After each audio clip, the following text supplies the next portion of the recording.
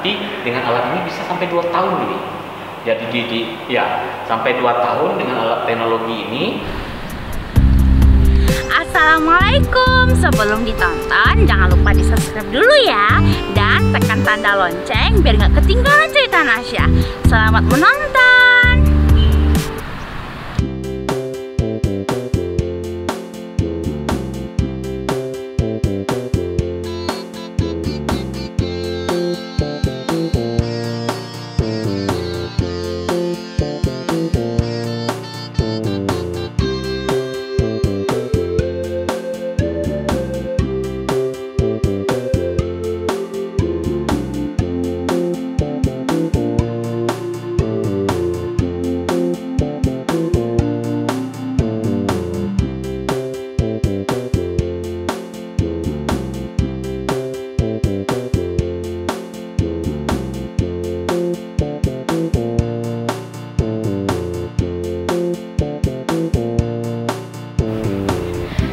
Nasya sekarang berada di depan gedung Sentra Rendang, Kota Padang, Sumatera Barat.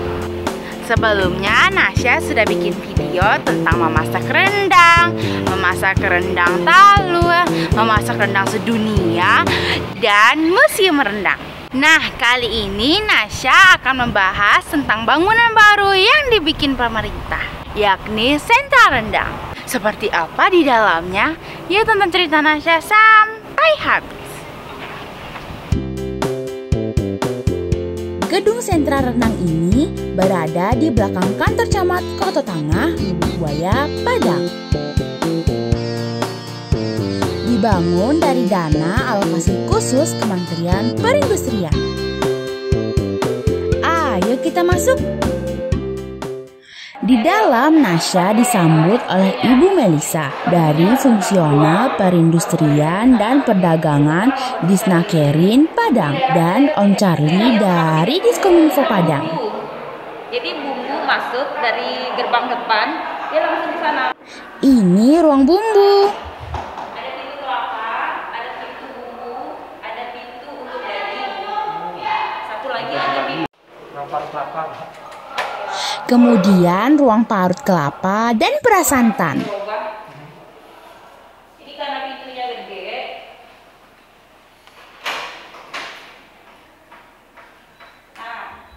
Ini ruang khusus gas. Gasnya akan tersentral. Jadi satu pusat gas nanti dialirkan ke pipa-pipa di seluruh. Jadi pipingnya disiapin dari perencanaan. Nanti dialirkan melalui pipa-pipa di masing-masing dapur IKM. Sama ruangannya praproduksi, jadi menimbang-nimbang nanti mempersiapkan kita mau masak berapa kilo di dapur, bumbunya silahkan disiapkan, bumbunya, cabenya, daun-daunnya mungkin kalau rendang disiapkannya di sini, di sebelah sini, mau timbang-timbang mau apa ya. Di sini juga sama ruangannya, tapi di sini kita sediain. Banyak ya ruang khususnya. Ada juga ruang untuk marinasi daging. Namanya vakum tumbler. Jadi salah satu alat yang kita beli di 2021 kemarin namanya vakum tumbler. Ini fungsinya adalah untuk memarinasi produk, memarinasi daging, membumbui produk rendang. Misalnya dendeng kan dibumbui dulu, lalu baru dibakar bisa.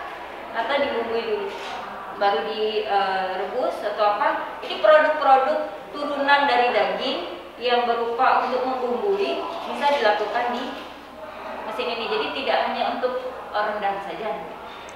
Praktis ya alatnya. Ayo kita ke dapur. Kuali kapasitas 5-6 kilo, diameternya 80 cm. Ini dapurnya coba lihat, nggak ada sudutnya. Bawah juga sengaja dicekung karena syarat dari BPOM-nya nggak boleh bersudut. Kalau bersudut, debu itu nempelnya susah untuk dibersihkan. Jadi harus lengkung sampai ke bawah lengkung. Nah ini sampai lengkung. Ini nggak boleh bersudut. Karena rendang bahan bakunya daging yang rentan kontaminasi. Kan ke pipa-pipa.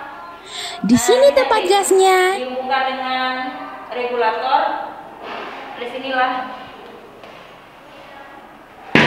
Nah, nanti dia di sini. Ini kalau gasnya udah datang baru bisa dipakai. Oke. Semua peralatan harus stainless kalau untuk izin edar dari MD mendapatkannya.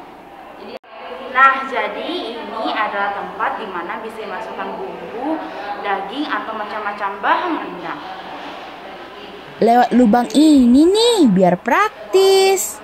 Di dapur lain ada Kepala Dinas Tenaga Kerja dan Perindustrian Padang, Pak Dian Fakri mencoba memasak rendang bersama stafnya. Teknologi terbaru apa saja Pak yang ada di sini untuk mendukung pembuatan rendang? Nah, kalau merendang biasa itu udah banyak, udah biasa. Ini yang dekat kita ini, biasa. Ini namanya retort. Ini rendang itu kalau untuk dijual, dikemas, itu kan butuh sebenarnya beberapa waktu untuk sampai laku lah di pasaran. Tentu yang diinginkan pengusaha jangan sampai sempat tidak laku, karena yang biasa tanpa alat ini itu 2 bulan sudah tidak layak konsumsi lagi, harus ditarik. Kalau tidak laku di rak-rak sampai 2 bulan itu harus diambil. Udah bisa racunan orang, udah kadaluarsa. Nah, tapi dengan alat ini bisa sampai 2 tahun nih. Jadi sampai 2 tahun dengan alat teknologi ini.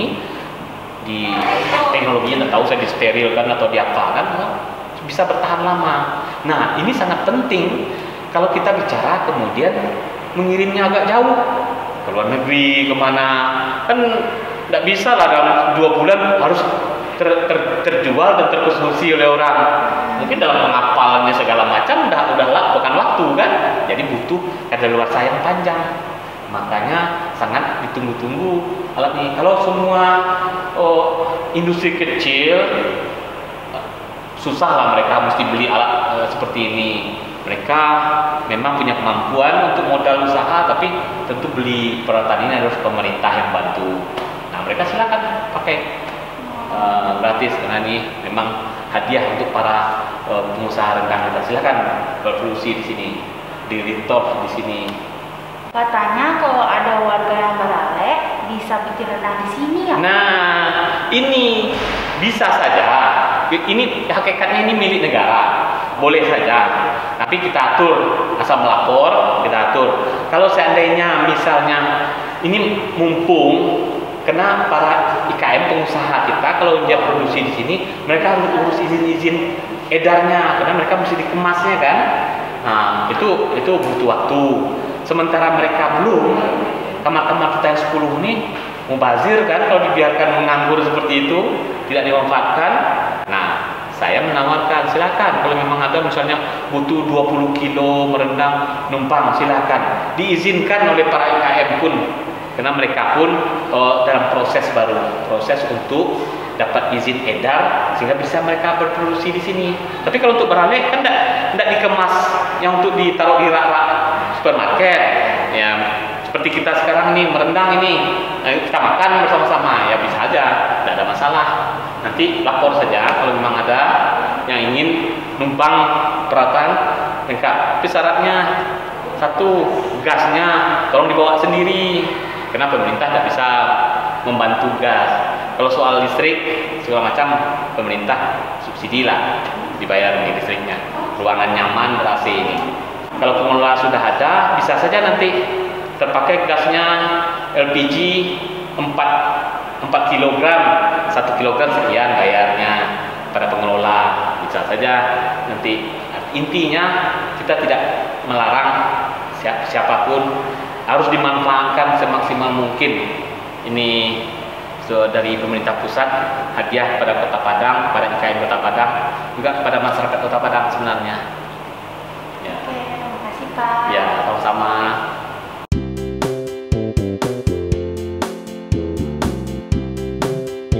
Jumpa lagi di Cerita Nasya Rabu depan. Jangan lupa di-share, like, dan subscribe ya. Dadah, assalamualaikum.